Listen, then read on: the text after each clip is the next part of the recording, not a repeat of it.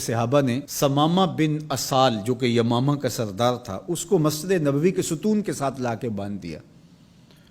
تو آقا کریم علیہ السلام تشریف لائے تو دیکھا کہ ثمامہ بن اسال بندھا ہوا ہے، یمامہ کا سردار ہے، اسلام کا بدترین دشمن تھا اور بہت زیادہ اس نے اسلام کو نقصان بھی پہنچایا۔ آقا کریم نے کہا کہ ثمامہ کیا حال ہے؟ تو اس نے کہا کہ اگر آپ مجھے قتل کریں تو میرا قتل رائے گا نہیں جائے گا، اور اگر آپ میرے عوض کوئی مال لینا چاہیں تو آپ حکم کریں، میں کنگال نہیں ہوں کہ نہ دے سکوں، اور اگر آپ مجھے یوں ہی چھوڑ دیں تو میں احسان فراموش شخص نہیں ہوں، اس نیکی کا بدلہ دوں گا۔ حضور علیہ السلام نے کچھ نہیں کہا اور چلے گئے۔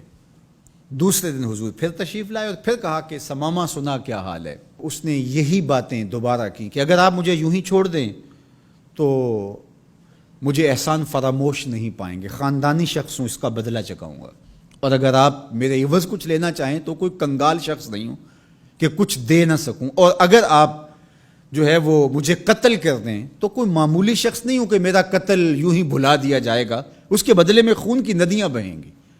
حضور پھر خاموشی سے گزر گئے۔ تیسرے دن حضور پھر آئے اور کہا ثمامہ کیا حال ہے؟ اس نے پھر وہی باتیں کی کہ اگر آپ مجھے یوں ہی معاف کر دیں تو احسان فراموش نہیں ہوں گا، اور اگر آپ مجھے قتل کر دیں تو میرا قتل رائے گا نہیں جائے گا، اور اگر آپ یوں ہی چھوڑ دیں تو پھر اس کے جواب میں میری طرف سے جو رد عمل ہوگا وہ بھی دیکھنے والا ہوگا۔ تینوں دن یہی بات کہی، لیکن حضور تینوں دن اس کی گفتگو سنتے رہے۔ اچھا موقع ہے، ایک شخص آیا ہے اور بدترین دشمن ہے، اس کی کونسلنگ کی جائے، اس کو سمجھایا جائے، لیکن ساری باتیں باتوں سے نہیں ہوتی، کچھ نگاہوں کے فیصلے بھی ہوتے ہیں۔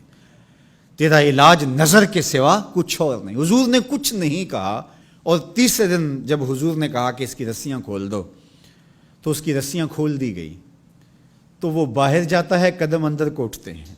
حضور نے تو چھوڑ دیا، لیکن اب وہ جائے تو کہاں جائے؟ پر کاٹ کے میرے کہا صیاد نے مجھ سے، جا تجھے کشمکش دہر سے آزاد کیا۔ ہر قیدی رہائی مانگتا ہے، اور جب اس کو پروانہ ملتا ہے کہ آج تو جیل سے آزاد ہوگا تو وہ اچھلتا کودتا ہوا باہر آتا ہے اور جیل کے سوگوار ماحول کو چھوڑ کے بھاگتا ہے، لیکن جو زلف رسول کا قیدی ہوتا ہے وہ کبھی رہائی چاہتا ہی نہیں ہے۔ تمہاری زلف کے قیدی نرالی شان رکھتے ہیں، کبھی مانگا نہیں کرتے رہائی یا رسول اللہ۔ اب وہ باہر چلا گیا اور غسل کر کے پھر پلٹ آیا اور حضور علیہ السلام کے ہاتھ پہ بیعت اسلام کرتا ہے۔ اسلام لانے کے بعد اب وہ جو پہلی بات کرتا ہے وہ سنیے۔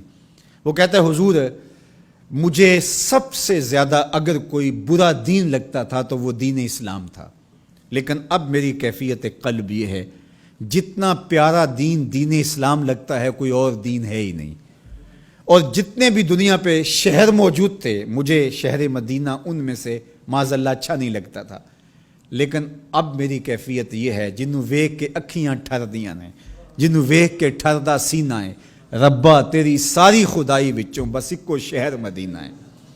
تیسری بات اس نے حضور کے چہرہ انور کے بارے میں کہی کہ پہلے آپ کے بارے میں میری رائے اچھی نہیں تھی، اور اب آپ کے چہرے کو دیکھتا ہوں تو ٹھنڈ پڑتی ہے، روح کو قرار ملتا ہے، ایسا سونا اور حسین چہرہ مجھے کائنات میں کہیں دکھائی نہیں دیتا۔ مکھ چند بدر شاہ شانی ہے، متھے چمک دی لاٹ نورانی ہے، کالی زلف تے اکھ مستانی ہے، مخمور رکھی ہن مد بھریاں۔ اب اسلام لانے کے بعد جو فوری تبدیلی اس نے محسوس کی اس کو بیان کیا۔ حضور کائنات میں سب سے محبوب چہرہ اگر مجھے نظر آتا ہے تو وہ آپ کا ہے۔ تو ادھر ایمان لایا اور ادھر دل میں یہ تغیر اور یہ تبدیلی پیدا ہوئی، تو ایمان کے ساتھ جڑی ہوئی محبت ہے۔ جب محبت ہوگی تو پھر ایمان ہوگا، اور اگر محبت نہیں ہے تو ایمان کی نفی کر دے گی۔ لا یؤمن احدکم حتی اکون احب الیہ من والدہ و والدہ والناس اجمعین۔ محمد کی محبت دین حق کی شرط اول ہے، اسی میں ہو اگر خامی تو سب کچھ نامکمل ہے۔ تو محبت حضور علیہ السلام کی یہ تقاضۂ دین ہے، یہ منشأ ایمان ہے۔